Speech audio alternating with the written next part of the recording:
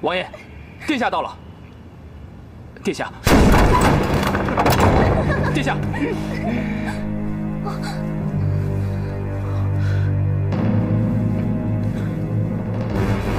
太傅，你怎么来了？哎呀，荒唐！哎，太傅，太傅。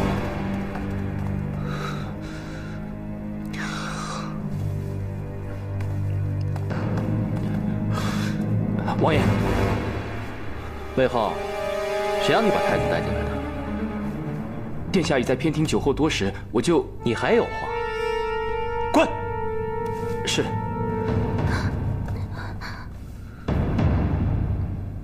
嗯，哼，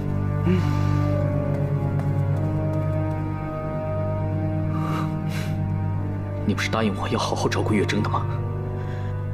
你怎么能够如此荒唐放纵？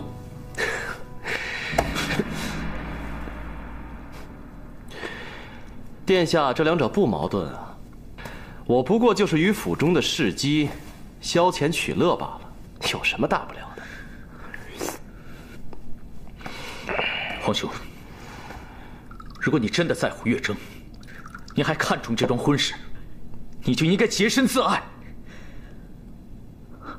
刚刚袁太傅也看见了，你让月筝情何以堪？难道我娶了王妃？ 就不能再有其他的姬妾了吗？你，月筝那么喜欢你，你这样做对得起她吗？我把她娶回来，锦衣玉食的待她，我怎么会对不起她呢？你以为月筝在意的是王妃之位吗？她在乎的是你。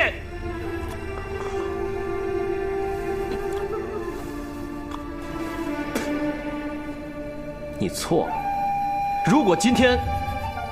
我是山野村夫，他还会在意我吗？月筝真是瞎了眼了，你根本就不是真心喜欢月筝，我不会让她嫁给你。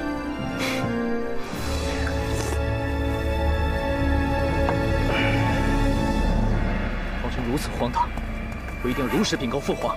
让他取消这门婚事。哎呦，殿下三思，思雨小姐的风波才平息，你千万不要冲动行事。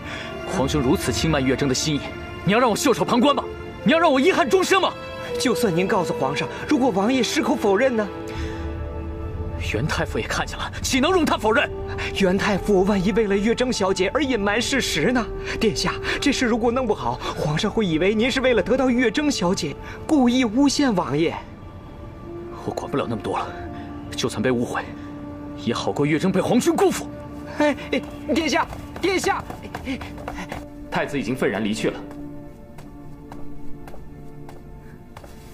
王爷，原来这次王爷特地把我从北疆召回，就是为了演这出戏。之所以演这出戏，就是让太子极力反对我和月筝的婚事。回宫之后，如果他与父皇因此又起了冲突， 那不是对我们更有利吗？王爷，刚才的事，袁太傅也意外撞见了。万一他向皇上禀告的话，那皇上对王爷的看法……就算父皇知道此事，也只不过会训斥我一番。如果袁太傅能因此事而退了婚约，对袁家来说，也未尝不是一件好事。母后，母后，殿下，殿下，母后。 母后，你在宫中大呼小叫的，成何体统？母后，我不许月筝嫁给皇兄。此事已成定局，你为何如此执拗？母后，皇兄与王府丫鬟侠逆被我撞见了，皇兄不仅毫无愧意，反而讥讽我大惊小怪。皇兄根本就不是真心喜欢月筝，我不能铸成大错，让月筝嫁给他。真有此事？ 看来你皇兄果然积习难改。寻儿，这件事情你不宜出面，由母后去告诉你父皇。母后，你真的愿意帮我去说服父皇？是母后亲自去提亲的。如果你皇兄真如你所说这般不堪，那母后也没有脸面去面对元太傅夫妇。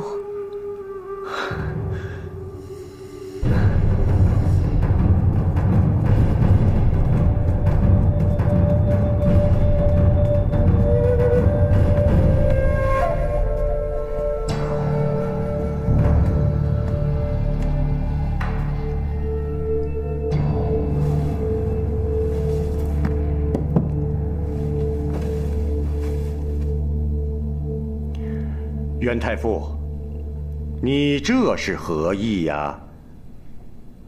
皇上，臣女愚顽寒微，实在不敢高攀梁王，还请皇上另选佳人。日前，太傅不是已经应允，怎么今日又来悔婚呢？今日微臣去王府探望王爷，王爷竟与府上丫鬟白昼宣淫，在微臣面前还毫无羞涩，如此行止，让微臣实在不能同意这桩婚事啊！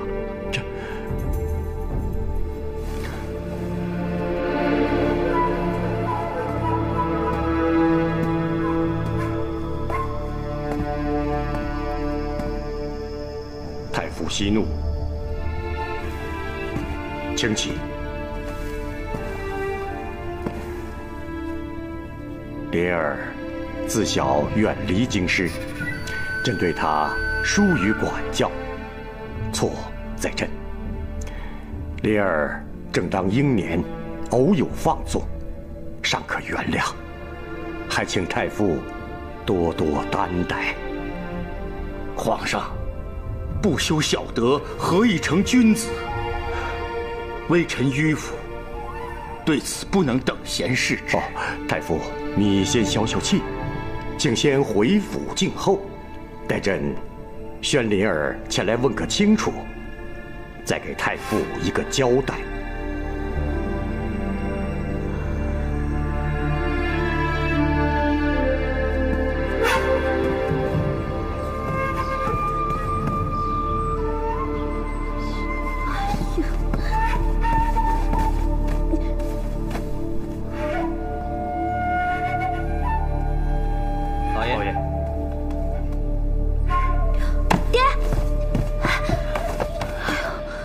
可算回来了，你怎么能去跟皇上说退婚呢？你可是太傅，说话怎么能出尔反尔呢？你明明答应我了的。凤麟丧伦败行，事关德行，爹绝不能让你嫁给这样的人。哎，等等，爹，那教不严师之过，对吧？你是凤麟的老师，他这样你也有责任。我教过的学生何止是他，太子也是我的学生，他就品行端正。对啊，就是因为他这个样子，我们才该关爱凤麟，导正他的偏差行为啊！这不是你一直教我们做的事情吗？哎呀，够了！儿女婚事本来就应该父母做主，我已经决意给你退婚，你不要再说了。不，我一定要嫁给他。我就是不准。我就要嫁给他。我不准。你迂腐！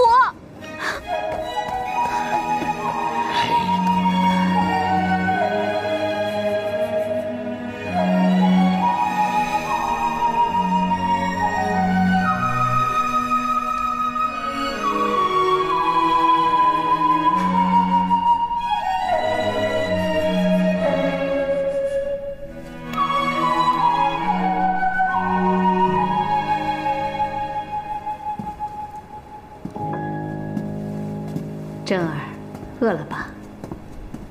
吃点东西吧。香兰，你先退下吧。是，夫人。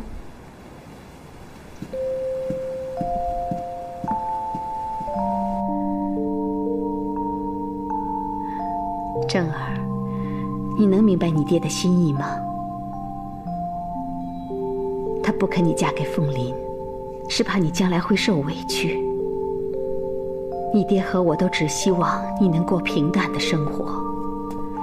皇家的事，风云难测，凤麟又如此风流成性，你和他会过得幸福吗？我也不知道嫁给他会不会幸福，但是我知道，我要是现在不嫁给他，我这辈子都不会开心。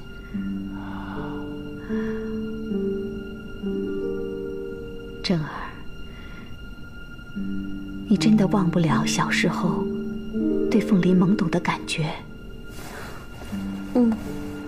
娘，我不曾忘怀。我还记得，我第一次在西凤宫看到凤林的时候，她那时候流泪的样子，一下子就让我心疼了。我很想对她好。也许在外人看来，凤林身为皇子，风光无限，可是我能感受到他内心的孤单。娘，我从小是由爹娘陪伴着长大的，我过得很幸福。可是凤林她却永远的失去了亲娘。我想陪着她，让她开心，这就是我的梦想。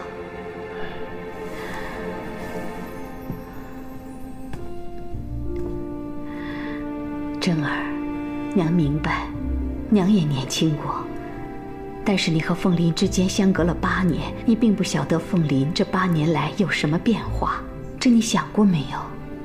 我想过，可是我对他的心意从来都没有变过。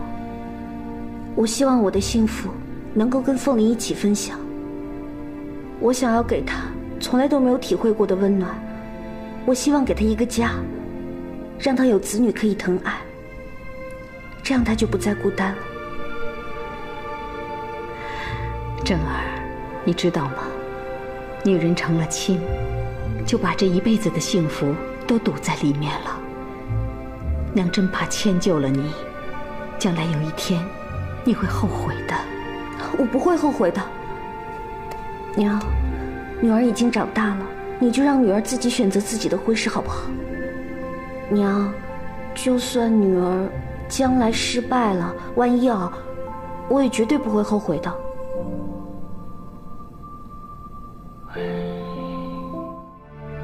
凤林，凤林，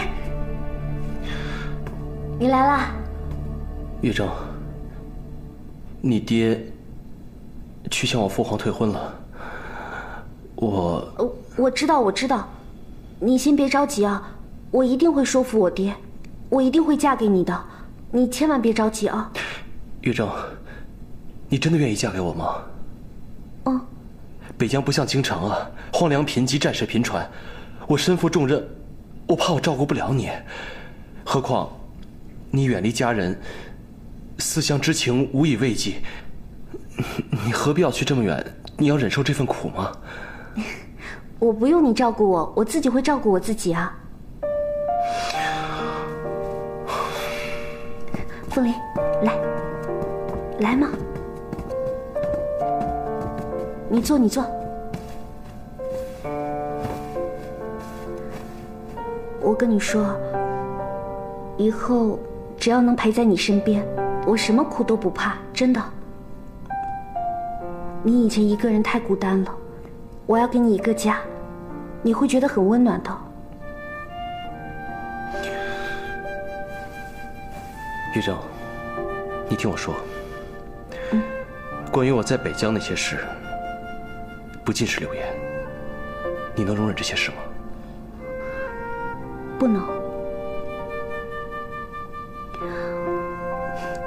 不过你以前是因为我一直不在你身边，我相信你以后不会再那样了。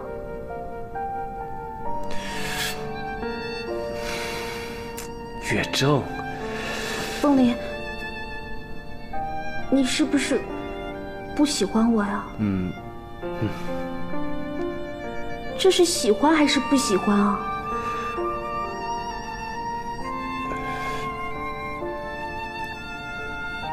可以喜欢。可以，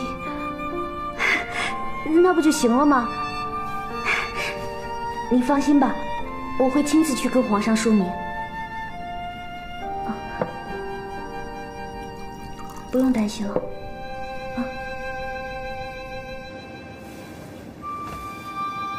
岁月。对不起，我没成功。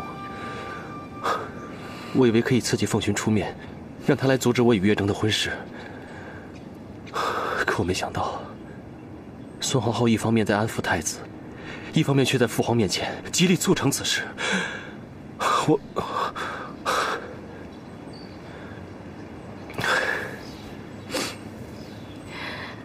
凤离，我只想问你一句：你对月征是有感情吗？是啊，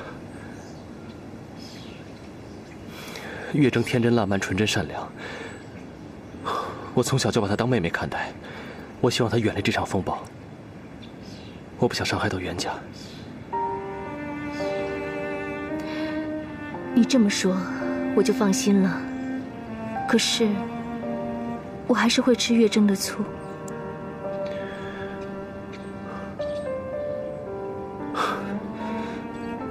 我知道，我知道，我会经常来看你的。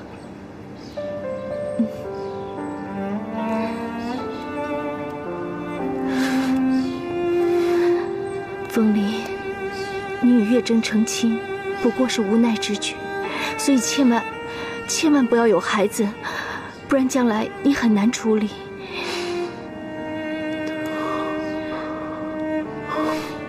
我明白。思雨，回家吧，别在这儿受苦了。选太子妃的事，就目前来看，应该不会再被提起了。还是听爹的安排吧，为了你的大业，一切都要小心。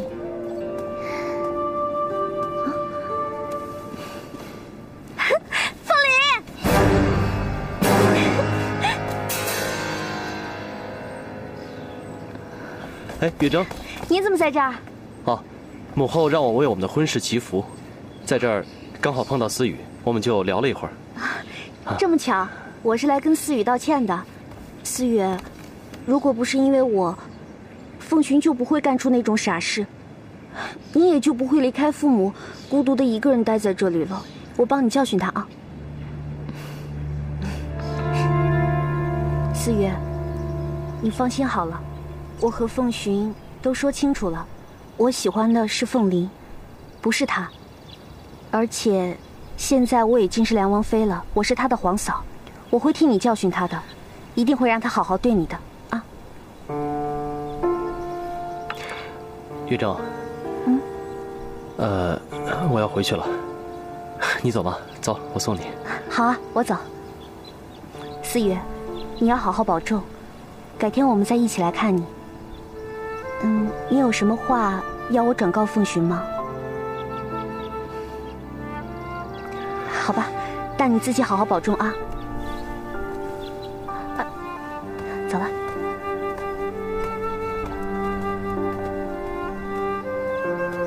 凤离，等等我。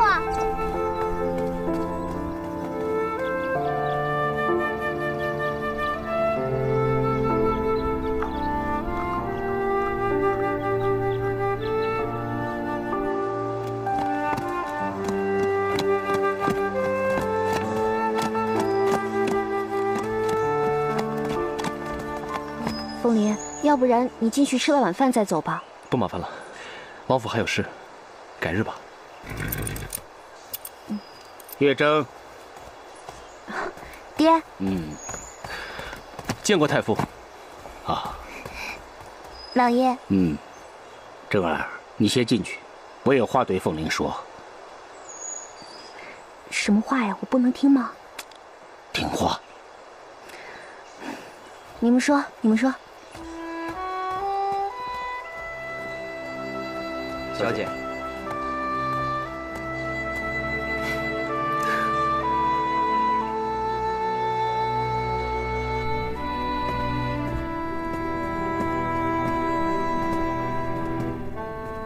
来，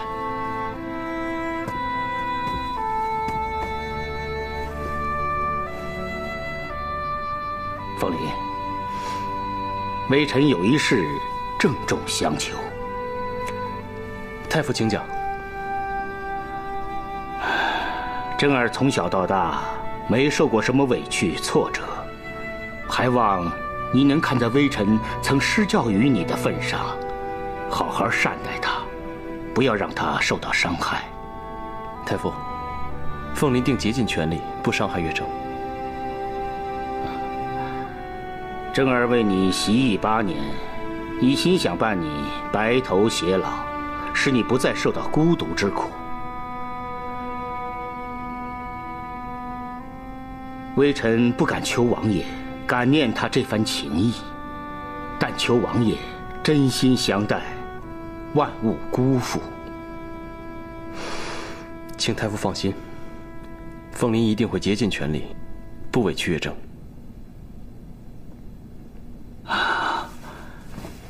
那我在此郑重先行谢过。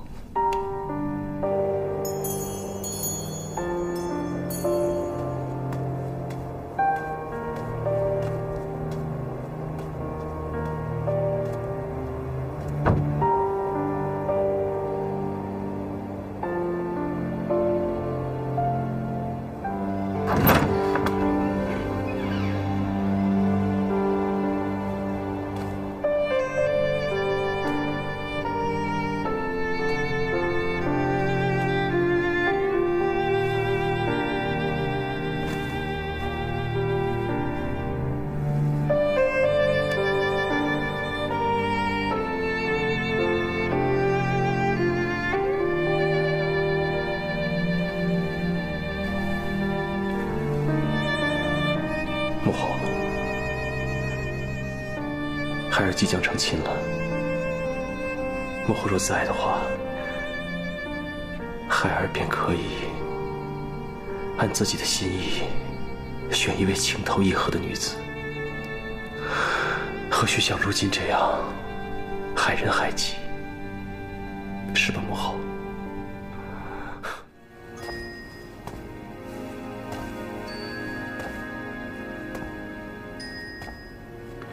王爷，王爷，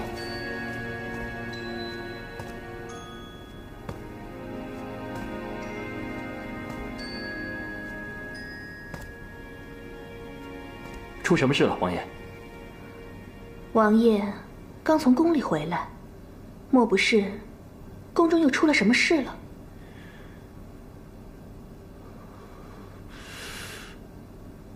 今日父皇，他竟然在我母后的宫里口口声声夸赞那个孙皇后。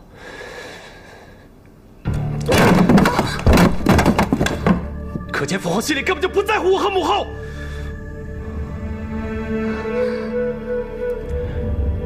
如果母后在天之灵，她今天听到这番话，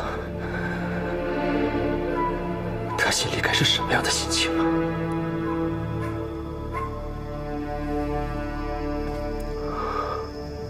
孙皇后把我打发去北疆寒苦之地，就是为了解除她的劳烦。我在他们2个人的眼里就是个多余的人，我就是个多余的人。我果然是个多余的人，是我妨碍了他们共享天伦。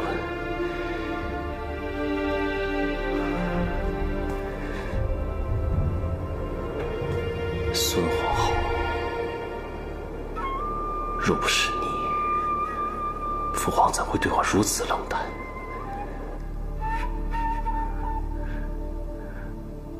你等着，今日之恨，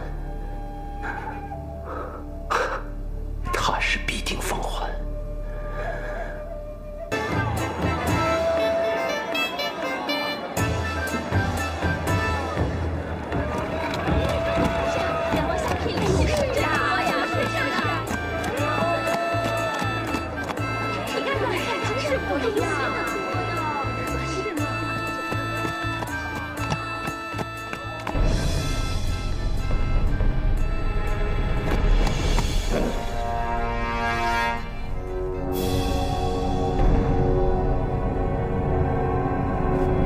连王府人马原路返回，下兵之礼取消。大胆！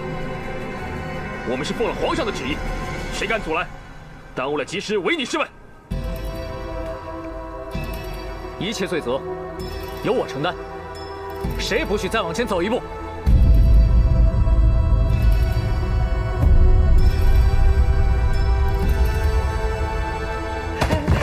娘娘饶命！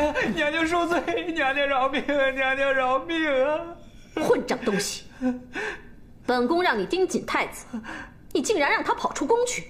小人该死！小人该死！娘娘，太子如此急切出宫，莫非是为了梁王府今天下聘之事？国舅，在，你快过去处理，务必拦住寻儿，别让他再闯祸了。是。哎呦，国舅爷千万得拦住太子啊，不然今天再闹出什么事来，可怎么收拾啊？老爷不好了，殿下带了大队人马挡在门口，不许为大人进府下聘的。啊，糊涂！殿下怎能如此不顾后果，鲁莽行事呢？看来凤寻这回真的是孤注一掷了。他这样如何收场啊？我找他去。小姐，真儿，真儿，你与太子已是叔嫂关系，外面众目睽睽的，你不宜出去与他见面，还是娘去劝劝他吧。娘，我跟你一起去。好，你们谁都不准去。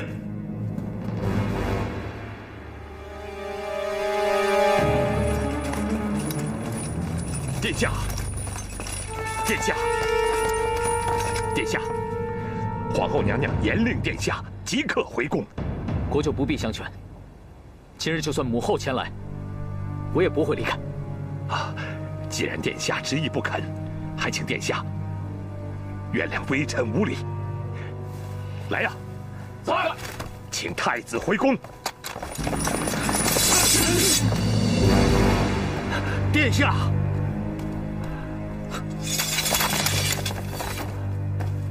请殿下顾念自身清誉，皇上威严，立刻回宫。太傅，别人劝我尚算不知内情，你怎么也劝我？您真的愿意月筝嫁给那样的人吗？微臣谢过殿下对小女的一片苦心，只是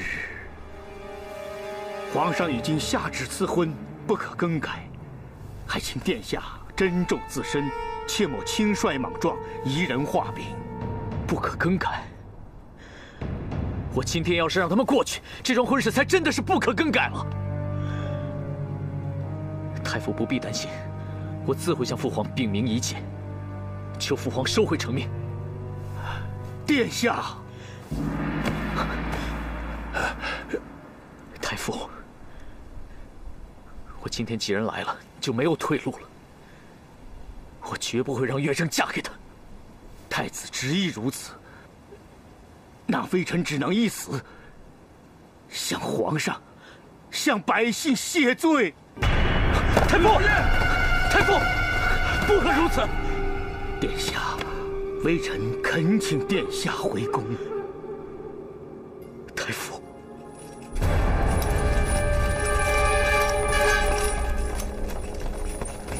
把太子拿下！是。放开我！带走！放开！带走！放开我！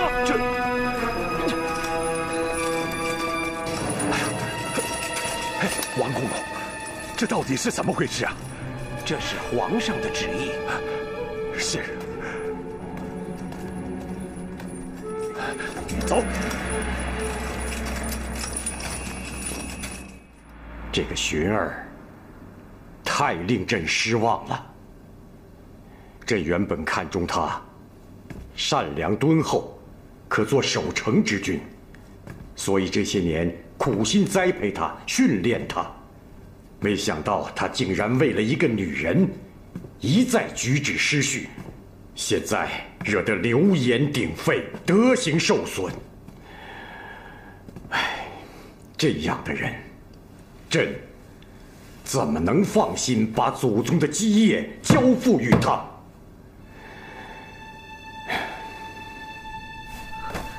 母后，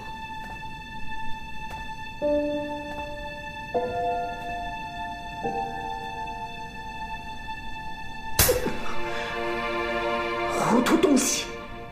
母后为你所做的一切，还有你努力的成果，现在为了一个女人，就要付诸流水了。母后，儿臣绝不后悔。儿臣只是辜负了您。你何止是辜负了母后，你更辜负了你父皇。皇上现在连母后都不见了，可见你让他有多心痛。母后一再告诫你，不能再冲动行事。你皇兄行为荒唐又如何？袁太傅和岳征都原谅他了，你还替谁操心？为谁闯祸呀？母后，我很爱岳征，我无法眼睁睁看着他将来不幸福。你给我闭嘴！母后一直以为你向来孝顺温厚，没有事先绑住你，倒落得让你父皇把你打入天牢。薰儿，当年孝惠皇后为了扶持凤麟，对我们母子百般防范，母后为了你苦苦谋划，扫除障碍。你现在却为了袁月征，就因为这个女人，你伤透了母后的心，也毁掉了父皇对你的信任和期待。一旦你失去太子之位，你知道我们母子俩会落入何等境地吗？母后的生死，你自己的安危，难道你一点都没有考虑过吗？母后，对不起，对不起。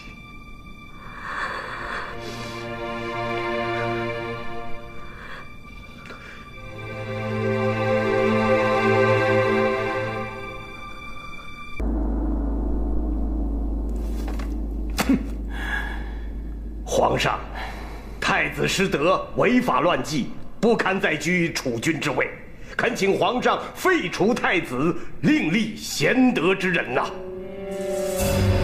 皇上，此事可大可小，太子年轻，思虑不周，不过是些情爱纷争，无伤大德。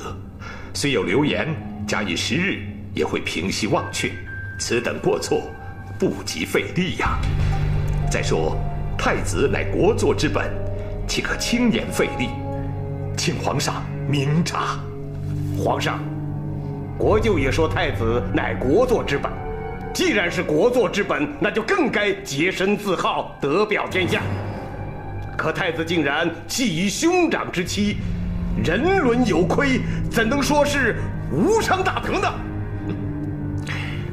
皇上，太子秉性醇厚，素有美名，此事虽有失当，但太子绝无苟且龌龊之举，请皇上莫促下论断。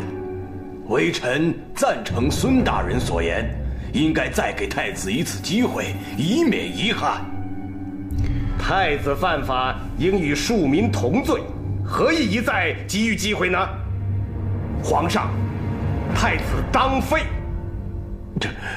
请皇上圣断，千万不可仓促废太子啊！当废，不能废，就是要废。皇上，末将亦觉得应该废除太子，以正视听。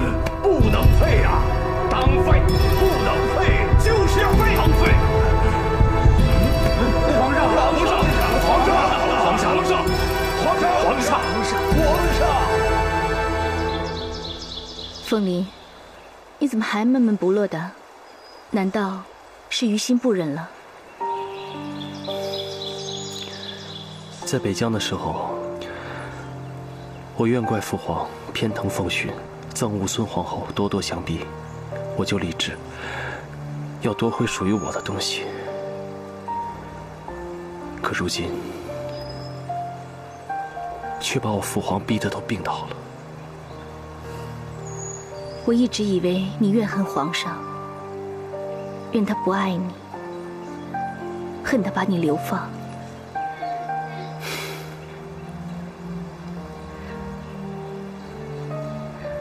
凤麟，如果你有不忍之心，就是给了孙皇后可乘之机，她不会放过你，不会放过我们杜家的。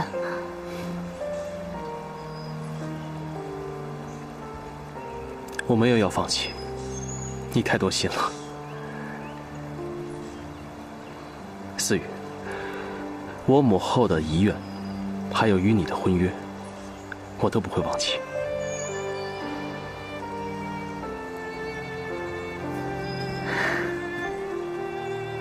其实我很羡慕月正，有个像凤寻那样的男人，肯为她不顾一切。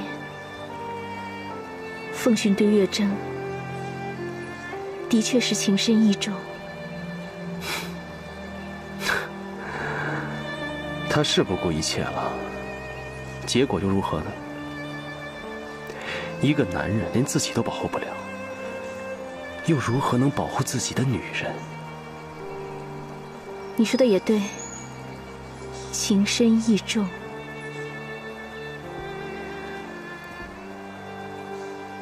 结局未必会好。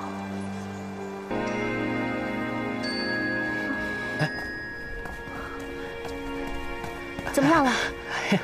月缺少爷，月征小姐，皇上有旨，任何人不得探望太子。况且，太子要是看见了月征小姐，还不知道又要闹出什么乱子呢。还是请两位先回去吧。那怎么办啊？眼下的形势，对凤寻真的很不利。哎呀，那些大臣真是两面三刀，平时常常夸赞太子。赈灾的时候，太子为难民除去那些贪官污吏，他们还写奏章大肆赞扬。你说，太子帮助过难民？是啊，太子还亲自假扮难民深入访查，可遭了不少罪呢。现在一扭脸，全都跳出来要罢黜太子。哎，走，这，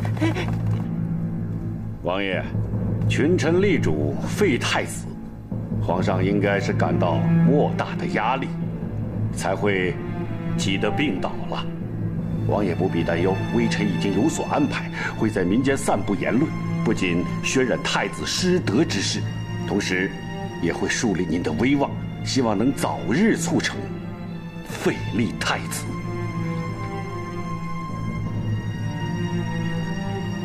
本王也会配合。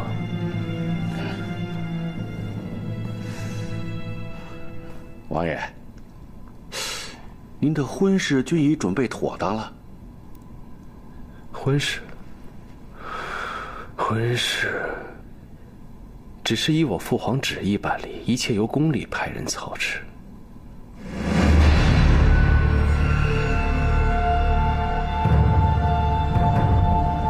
太子贤德，恳请皇上莫废太子。太子贤德，恳请皇上莫废太子。太子贤德，恳请皇上莫废太子。太子贤德，恳请皇上莫废太子。太子圣贤，恳请皇上莫废太子。太子圣贤，恳请皇上莫废太子。小姐，你花了那么大的功夫，把这些受惠于太子的人都找来了，那为什么不随着少爷一起出面为太子请命呢？凤寻为我已经惹来不少的非议了，我觉得这件事情还是月缺出面比较好，更何况我也担心凤鸣误会。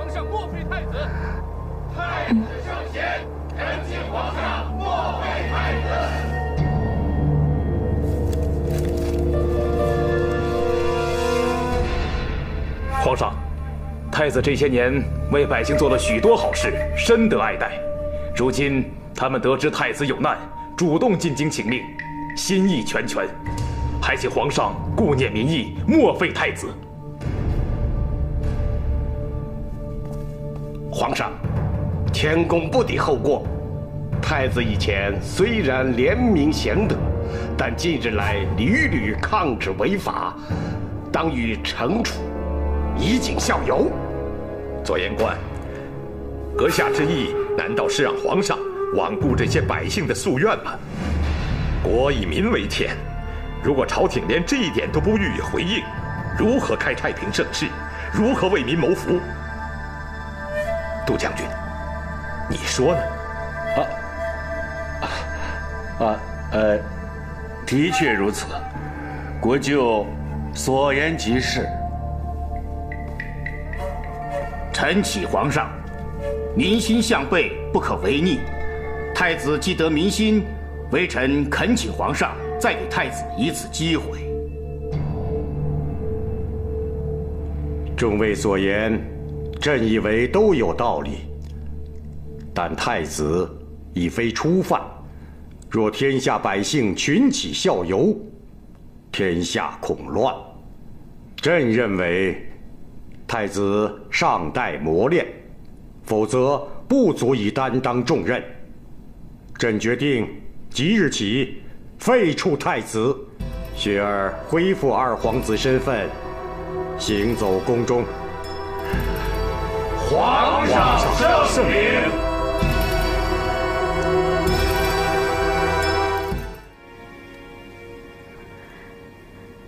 珍儿，怎么了？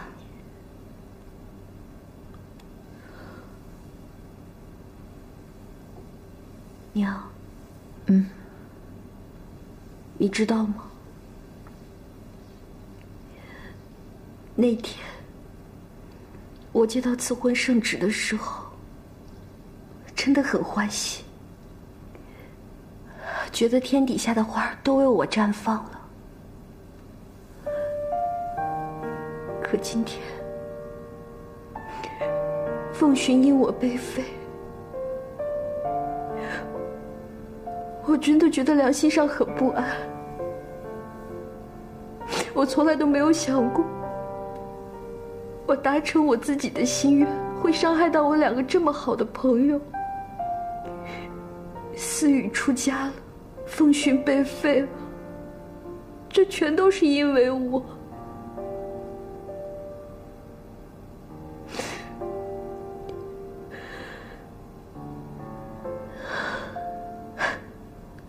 我原本以为，只要自己付出努力，变得举世无双，可以嫁给凤梨，我这一辈子就圆满了。可我不知道为什么，事情会变得这么复杂。思雨喜欢凤寻，凤寻喜欢我，可我只喜欢凤梨。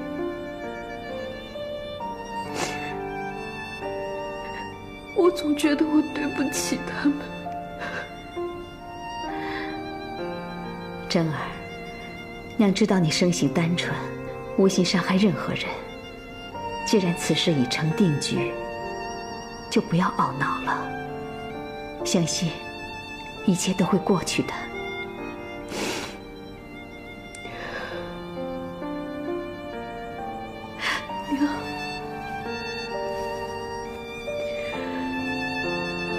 娘，你说，要是大家永远都长不大，该多好啊！傻孩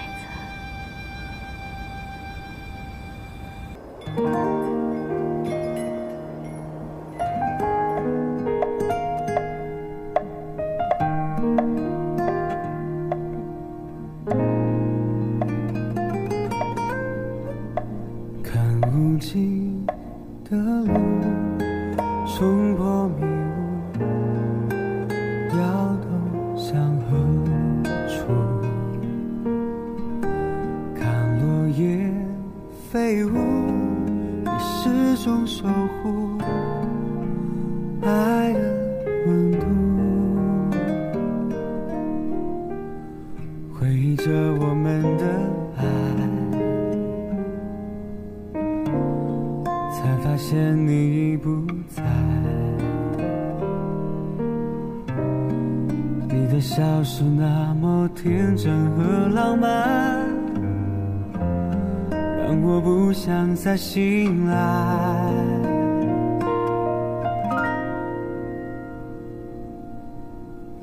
想着你的爱，在这孤单的夜晚，天各一方的等待，我的眼泪掉下来，想着你的爱，在这孤单的夜晚，就算放弃了现在，也要陪伴在你的身边。想着你的爱，在这孤单的夜晚，天各一方的等待，我的眼泪掉下来，想着你的爱，在这孤单的夜晚，就算放弃了现在，也要陪伴在你的身边。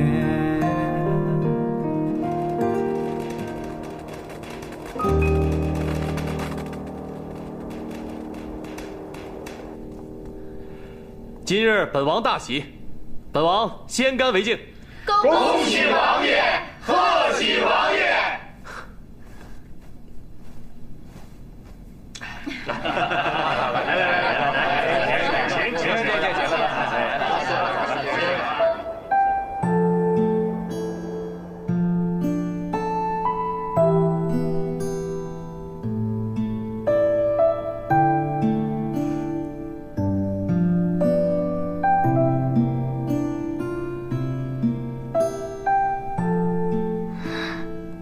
都这么晚了，王爷怎么还不来呀？香兰，我都快被这个盖头给闷死了。小姐，新娘子不能自己揭盖头，不吉利。真的啊？那我还是盖着吧。小姐，你别急，我去替你看看。好啊，快去。哎呀，恭喜啊！来，啊，来一杯，再来一杯，哎，添上，慢走。哎呀，袁少爷呀，哎呀，一定要喝，好，来，少爷，再来一杯，来，我几个，行来，时辰到了，干，等一下，干，一定要多喝呀！哎，各位，哎，等一下，今天是梁王的新婚之喜，对不对？对呀，新婚最重要是什么？自然是洞房花烛夜了。哎，来，哎，新郎官，我说你这新郎官是真不着急还是假不着急啊？净顾着喝酒，错过了吉时就不好了。到时候我妹妹跟我急，我可管不了啊。哎呀，好了，快，我妹妹等着急了，快，来，小香。哎呦，我让你少喝点，你看你喝多少。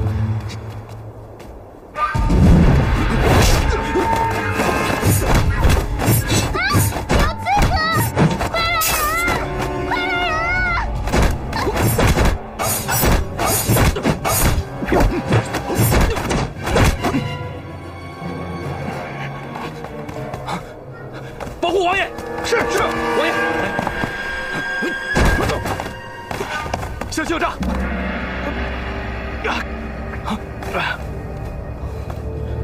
王爷，没事吧？没事。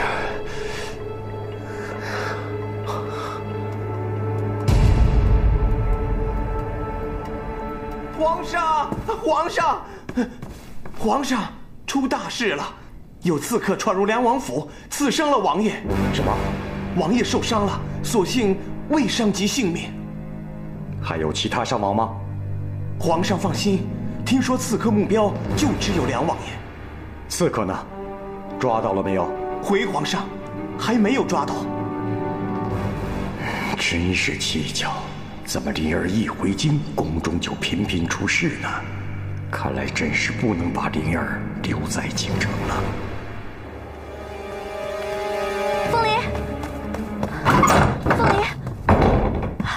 凤梨，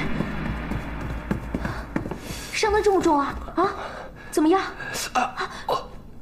对不起啊。放心吧，没事。伤口虽然深，还好未伤及要害。魏浩，你去外面照应一下，千万不要让宾客知道。是。疼不疼？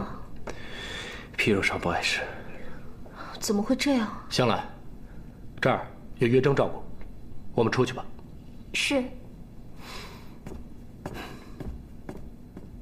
王爷、小姐，香兰告退了。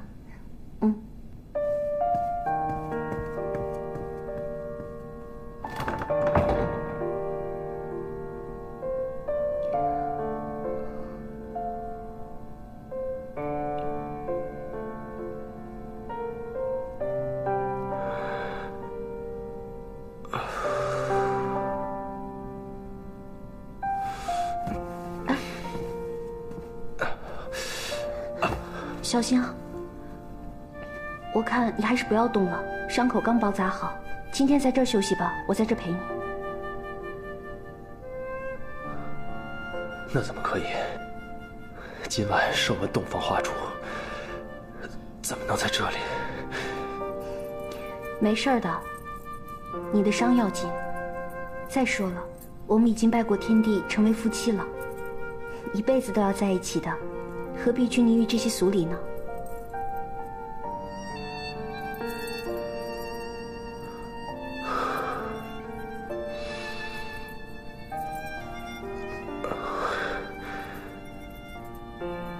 放心，我的伤没事。你回房休息吧，累了一天了。我不累，我得在这照顾你啊。再说了，你受伤了，我得保护你啊。你就安心睡吧，我去给你拿床被褥，啊，别动啊。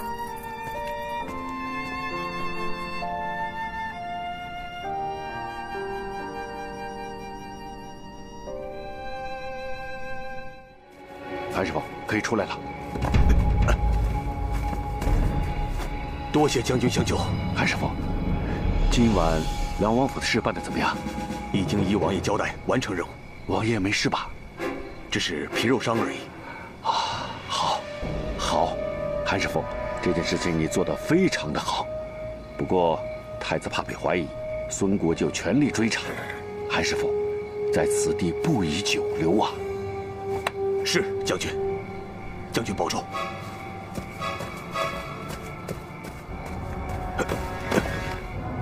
韩师傅，一路小心。将军，后会有期。这。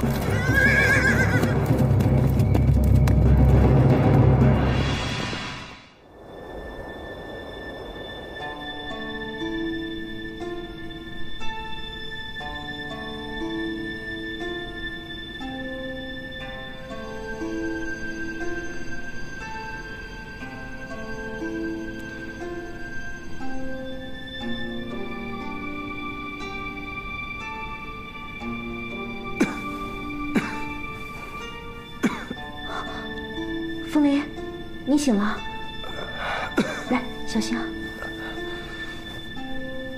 哎，怎么样？真疼啊！还疼吗？哎呀，怎么样？哎，疼！别动，你别碰，一碰我就疼。我不碰，你别乱动啊！你饿不饿呀？要不要喝点粥？我给你热着呢。去给你盛一碗啊！哎，别费事了，我没胃口。哦，那你渴不渴？我给你倒点水喝。不用了，我只想静静的躺会儿。平日里镇守内东关，战事不断，受伤是家常便饭，这点小伤不碍事。只是想不到，回了京城，竟然还有此一难。真不知是谁与我如此仇深，竟然会选在大婚之日，想置我于死地。凤林，你觉得今晚的刺客是谁派来的？不知道。哎，你觉得呢？我不知道啊。你不知道啊？我不知道啊。我在想，应该是认为我对他有所威胁的人，或者是对我有所怨恨的人吧。他知道我回来了可能会对他产生一种威胁，一种不安全感，所以他才会要杀我。无论是谁，我觉得绝对不会是凤寻。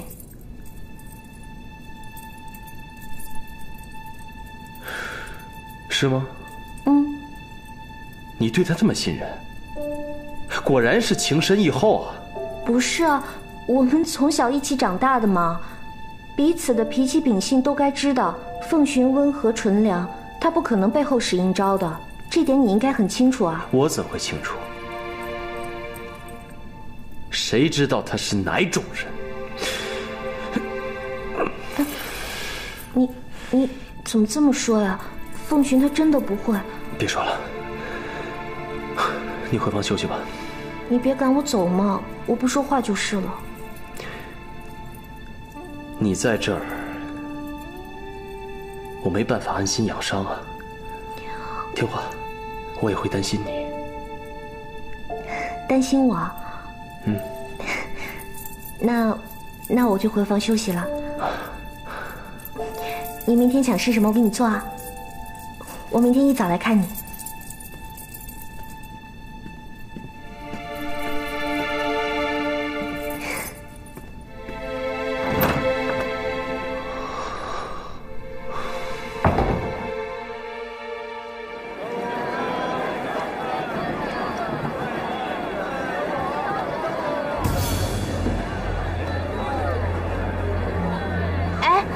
昨天晚上可真是吓人呢，你听说了没有？听说了，这京城天子脚下怎么会有刺客伤人呢？而且昨天还是梁王爷的新婚之夜，这不诚心触人家眉头吗？哎呀，就是说呀，哎，那梁王把内东关给咱们百姓守得好好的，蒙毅人才不敢入侵。哎，竟然有人在王爷成亲的时候想杀他，哎呦！真是造孽呀！哎，这人呐，就该天打雷劈。对，那刺客抓到没有？正在抓呢。抓到了吗？我看这事儿啊，明摆着是想破坏王爷的婚事。是吗？之前太子爷不是当街阻止王爷下聘吗？这一次啊，说不定啊又是太子。哎，就是呀，对呀。那天我也看见太子在元府门口闹事呢，舞刀弄枪，闹得可厉害了。是啊，你们不在场吗？这到底怎么样了呢？抓到没有？飞来飞去的，吓死我了！哎呀，这真是。王爷，来。凤林，王妃，该喝药了。哎，我来吧。没事吧？没事。你都受伤了，还要进宫觐见父皇母后吗？还是等你伤势好一些再去吧。不行，我们今天必须依礼进宫，否则父皇知道昨晚的事，他一定会担心的。欧月正，一会儿见到父皇母后，我受伤的事你千万不要提。嗯，我知道了。还是你想的周到。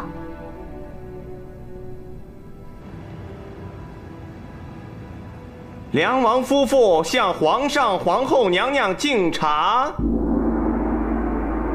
父皇母后，请喝茶。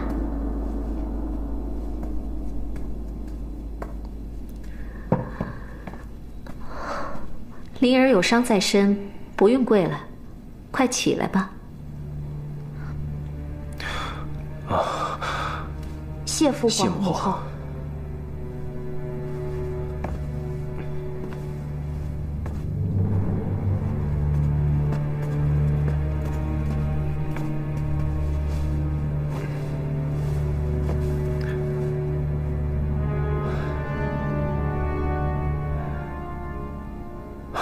敢问母后，你怎么知道儿臣受伤的事？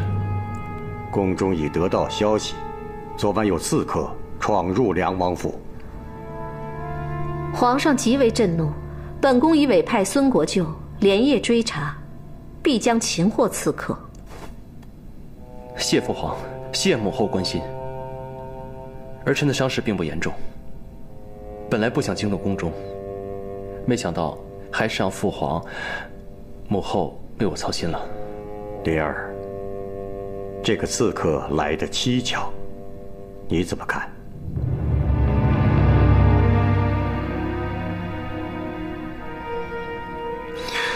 父皇，儿臣回京后安分守己，并未跟人结怨，实在无法猜知刺客从何而来。儿臣真的不清楚。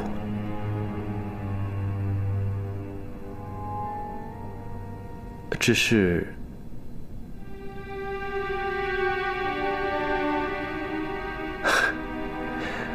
既然儿臣并无大碍，也恳请父皇不必再兴师动众地追查凶手，免得京城流言纷纷，人心不稳。还是灵儿思虑周全。不过这刺客大闹婚礼，居心叵测，必须抓获，以查出个水落石出。谢母后。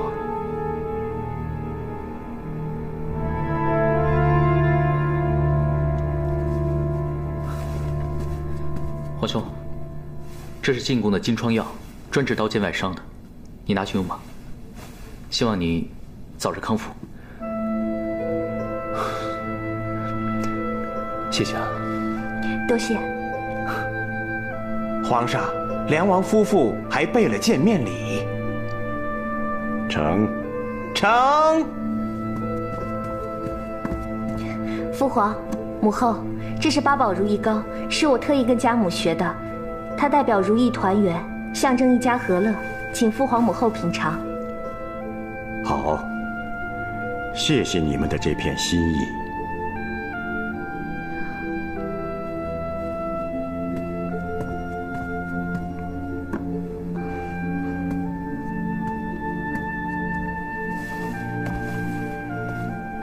母后，我们还另外准备了您和二皇子的礼物。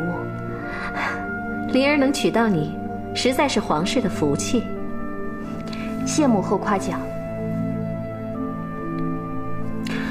儿臣感谢母后为儿臣觅得如此佳偶。灵儿，你入京已有数日，如今亲事已成，朕希望你早日返回内东关，为朝廷镇守边疆。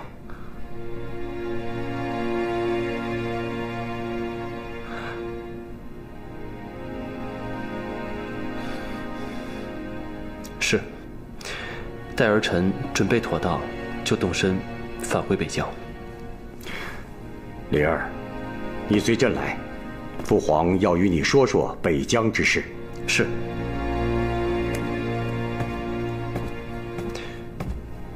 替我收好。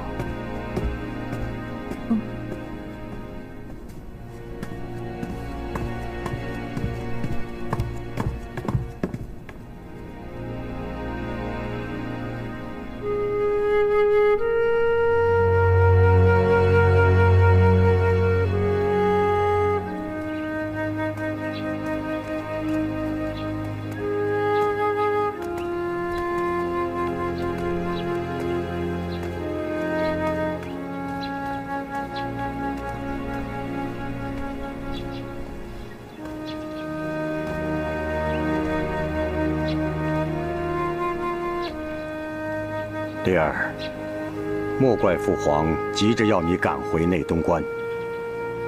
你虽有伤在身，但再长留京城，怕会掀起更多风波。父皇所虑极是。我与月征在京城留得越久，风波自然也就越多。看来，你认定是寻儿指派的刺客了。儿臣不敢。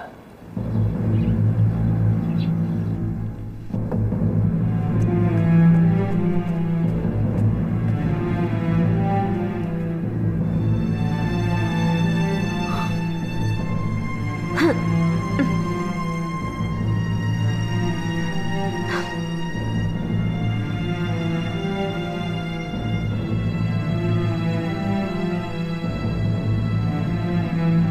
皇上为什么要单独找凤莲？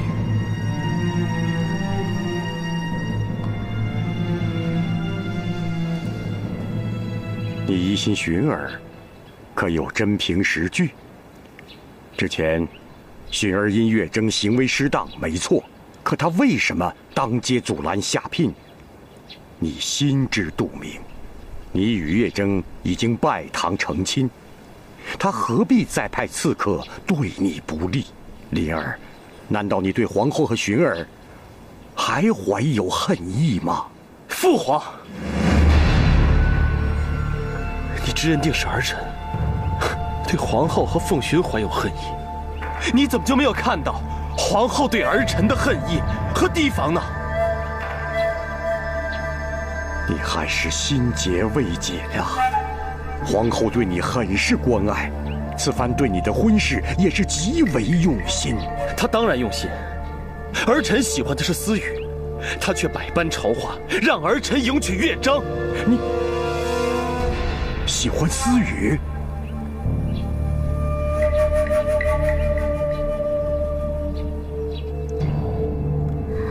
乐章，昨天晚上吓坏了吧？有一点儿，不过幸好玉缺把刺客给打退了。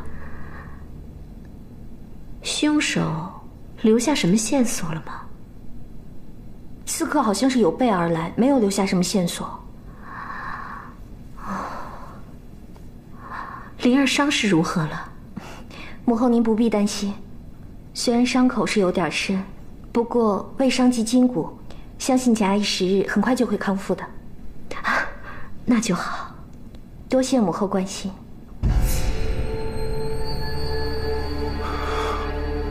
皇后明知儿臣喜欢思雨，却刻意把她许配给凤寻。父皇，不瞒您说，儿臣返京后，为了不与凤寻产生嫌隙，不让父皇为难，儿臣一直隐忍不发。后来，思雨为了凤寻入庙修行，儿臣才恍然大悟，原来思雨喜欢的是凤寻。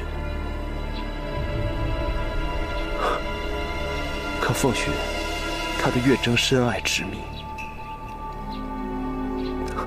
儿臣一再退避。可皇后为了让凤寻死心，决意安排月征嫁给儿臣，让凤寻对儿臣从友爱化为怨恨。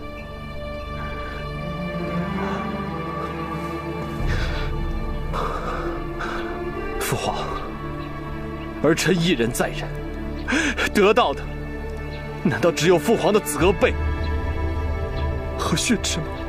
灵儿，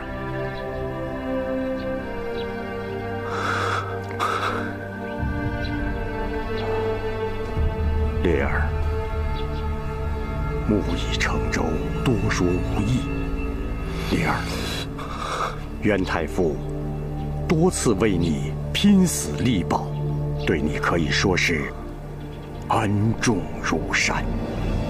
如今你已与月征结为夫妻，于情于理，你都该放下过往，厚待月征。儿臣明白。刺客之事，朕会严加查处，尽快擒获凶手，解开你的心结。是。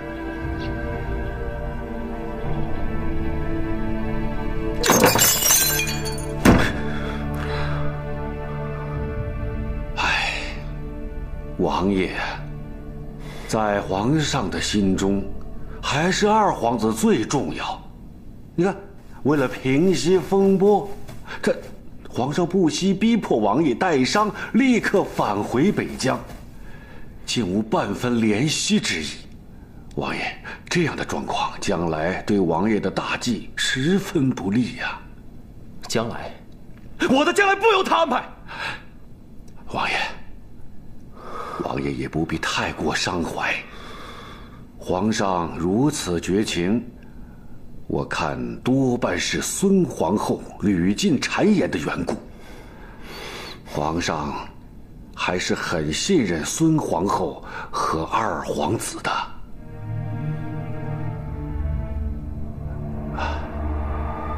王爷，此次进京虽然无所进展，看来还是时机未到。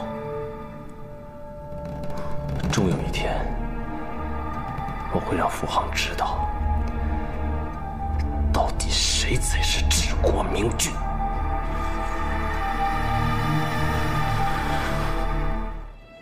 王爷，您伤势未愈，此时长途跋涉，恐怕不利于伤势恢复。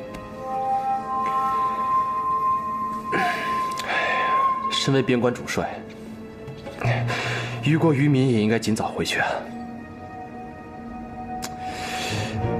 没有想到，父皇对孙国忠竟也如此信任，单凭他几句言辞，便不再愿意追加军饷。王爷，现在还有一件比较棘手的事情，军队所需冬衣，我已催促商家赶制了。军粮和马草也都议定了价格和数量，可我们没有银两，这该如何是好？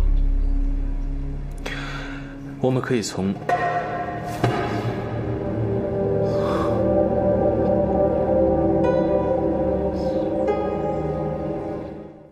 岳区先借我吧。这北疆军需的银两，它不是一笔小数目，这不是你我能解决的问题啊。我也知道，可不为凤翎倾尽全力，我心里不好受。我的傻妹妹，就算你我把所有的积蓄都拿出来，那也是杯水车薪，根本就解决不了问题。这得另想办法才行。我都苦思了一晚上了，真的是束手无策吗？要不我们去找凤寻，看看他有什么办法？不要了，凤翎跟他之间发生了那么多的事，还是别把事情越弄越乱了。再说了，凤翎要是知道了，肯定会不高兴的。那你看看，哎，这也不行，那也不行，那我是真的没办法了。我觉得父皇对凤翎真的是太轻视了，给将士添置冬衣的钱都不给。凤翎的处境果然艰困。哎，小姐，你那儿不是有一幅谢师傅的画吗？少爷说过，那个可是价值连城的呀。别提了，为了讨好父皇，我早就送给他了。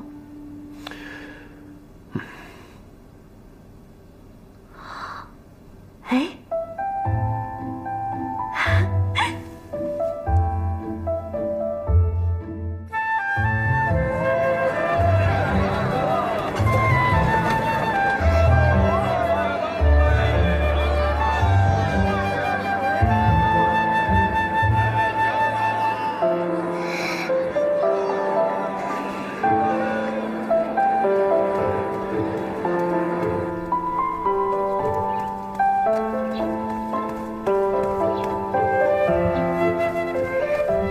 小姐，东西已经拿到古轩斋托卖了。真的？怎么样？老板怎么说？老板端详了半天，直说这是谢寒白先生的真迹。哇，真是真迹啊，眼睛放光了呢。哎，那你有没有跟他说，皇上一直在寻求谢寒白先生的画作啊？那老板清楚得很呢，大概是王公公真的经常去他那儿询问吧。看来香公公给我的消息还真是不假。做得好。哟，王大哥，王大哥，您可来了。哎，窦老板，听说你新收了一幅谢寒白先生的画作？是啊，知道您寻求多年未得，我手上一有货，就立马派人去通知您了。好，好，好。你都鉴定过了？是我亲自鉴定的，错不了，保证是真迹。好，真迹就好，真迹就好。王爷，皇上如果不追加这笔军饷的话，是不是要让子期那边先做准备？否则如何应战？如果内东关的军备过于充足，恐怕马上就会引起父皇的怀疑。可是完全不添置的话，将士们难以过冬啊。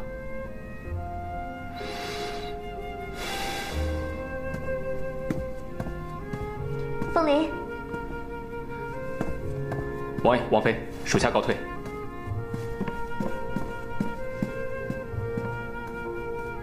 有事吗？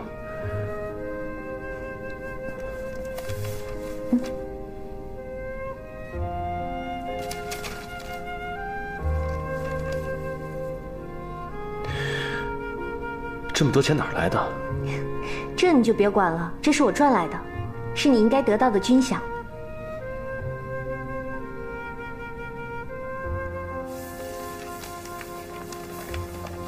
皇上，听老板说这幅画由于画主有急用，不得不割爱，可是又觉得舍不得，所以价钱似乎比之前的行情要高许多。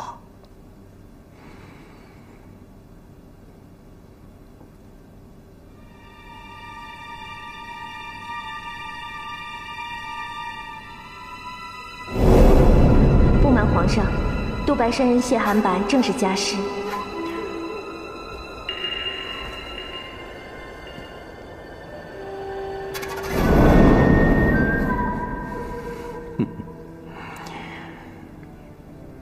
这画是赝品。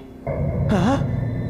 皇上，古轩斋老板说是他亲自鉴定过的，他说肯定是真迹啊。你看这里，起手第一点，着力较深，墨色微浓。谢大师的作品气韵神闲，不会有这种情形发生的。哎呀，皇上恕罪，小人有眼无珠啊。这不关你的事。朕知道这幅画出自谁的手笔。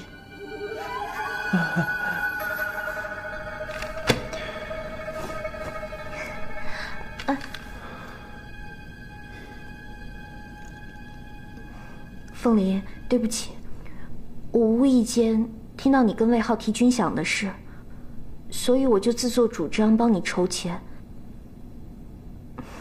你也不用太感谢我，我只是在做我分内的事，我要为你分忧解劳嘛。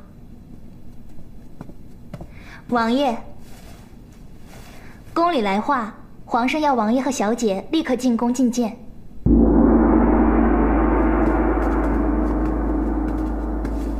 参见父皇。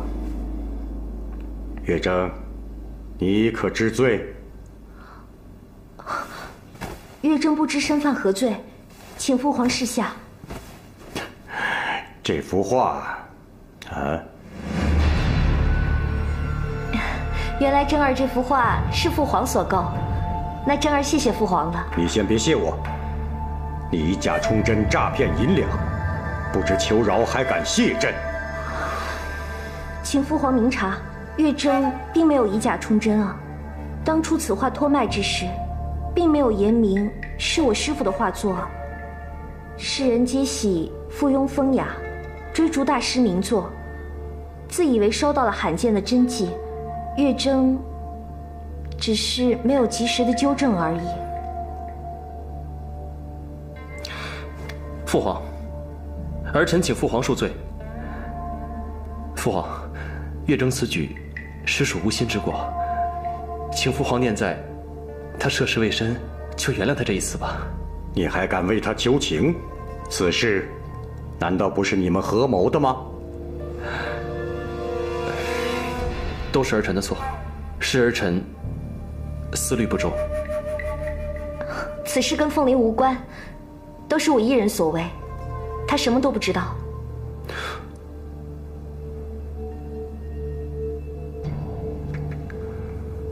都起来绘画吧。谢父皇。谢父皇。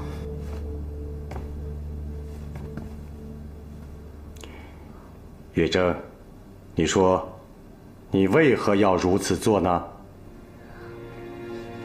父皇，内东关是我朝边境，将士军备如果不充足的话，又怎么为国抵御强敌呢？凤林日夜为军饷之事伤神，月征看在眼里，实在是心疼。父皇你也知道，家父为官两袖清风，向来清廉，实在是无法给予金援。月征苦思无法，只好作画出售。岂知我的这幅画作正巧被父皇给收藏了。不过这笔钱也正好解了内东关的燃眉之急啊。虽然不是父皇亲赐，可也是皇泽广备啊。是以月征替内东关的将士们，谢谢父皇了。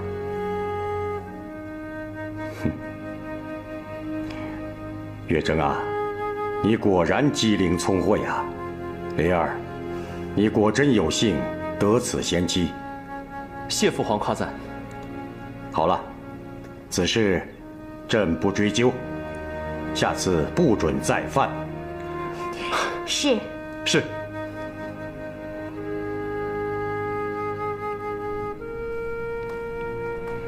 啊，还是我聪明吧，跟你要到了金饷。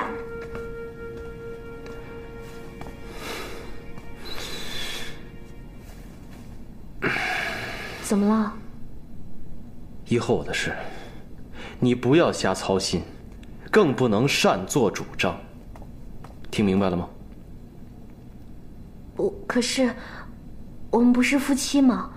夫妻不就应该同甘共苦，互相照应吗？我这么做是想帮你。帮我？你这是在帮我吗？你出售假画叫做帮我？现在父皇心里边一定认为是我跟你同谋去诓他，啊？你这不是在帮我，是在害我。你是我的王妃，你要记住了，你做事稍有差池，就会影响到我，你明白吗？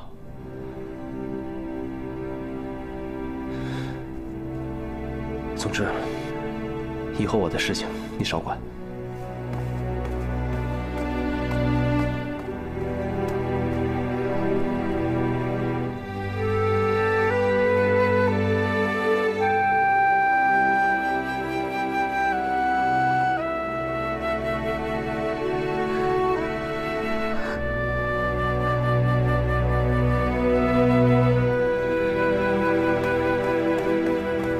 王爷，王妃善良单纯，你何苦这样对待她？虽然婚事非你所愿，但木已成舟，王爷是不是也该好好对待她？而且我看得出来，王妃对王爷是一片真心，这实属难得呀，王爷。你不懂，你如何知道我内心的想法？出身皇家，置身于阴谋斗争，乃是宿命。可月征，他这么一头撞进来，本就无辜，还要被我如此利用，他越是情真，我越是有愧啊。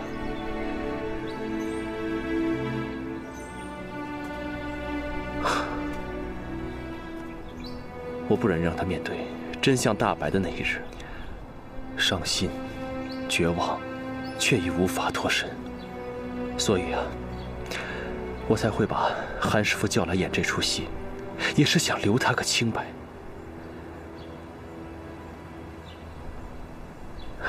将来他那么好，总会找到一个真心实意待他的男人，平淡、幸福的过完一生。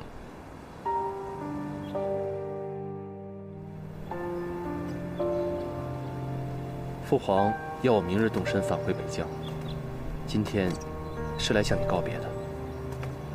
我听爹说过了，回北疆的东西都准备好了吗？月征和我岳母都已经替我安排妥当了。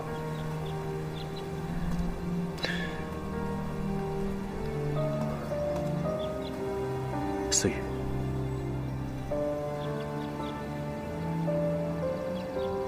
凤林，我知道此次回京，你心愿未了，心里一定不好过。但是你不要气馁，我相信你将来一定会成功的。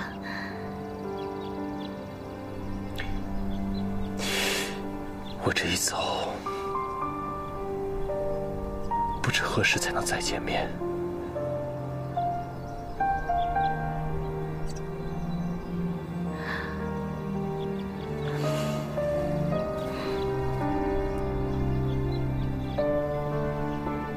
不管多久，我都会等你的。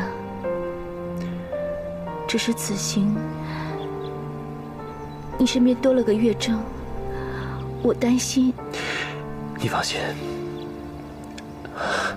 温月正只是有名无实，你不要胡思乱想。